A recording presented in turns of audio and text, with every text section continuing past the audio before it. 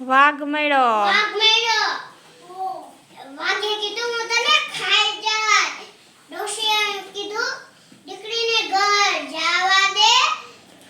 ડોશી મોજી તાજી માજી થાવા દે. પછી મને ખાઈ દે.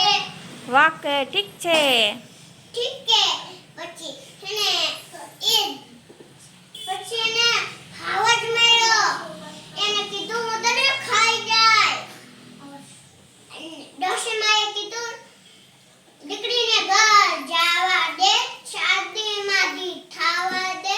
પછી તું મને ખાઈ જે.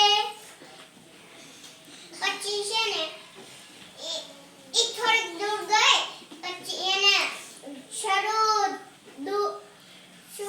સાપ સાપ વરુ વરુ વગેરે જેવા જનાવરો મળી.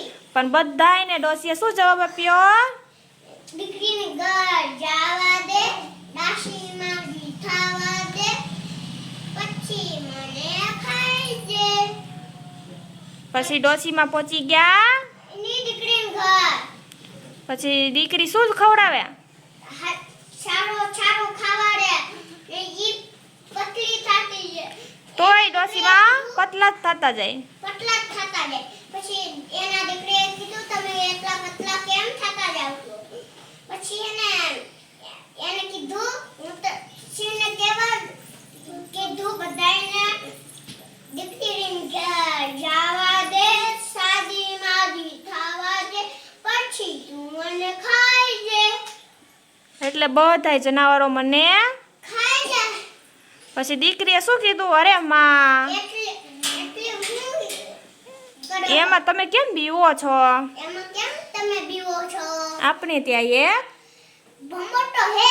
તમે એમાં બેસીને ઈ તમને તમાર ઘર સુધી પહોંચાડશે. હા. પછી ડોશીમાં તો યા ભંભોટિયામાં બેસી અને ભમોટી દોડાવતા ગયો. તો રસ્તામાં તેને વાઘ. મળ્યો.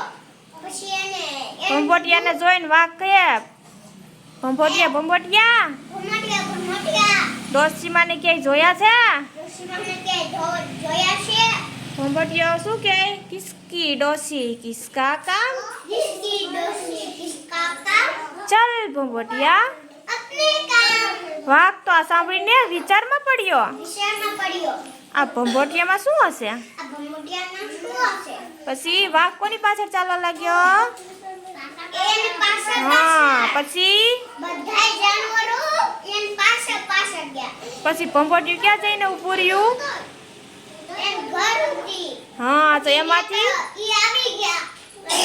ઈ તો જાટના દરવાજો બંધ કરી લીધો અને અંદર ઘડી ગયા અને દરવાજો બંધ કરી લીધો.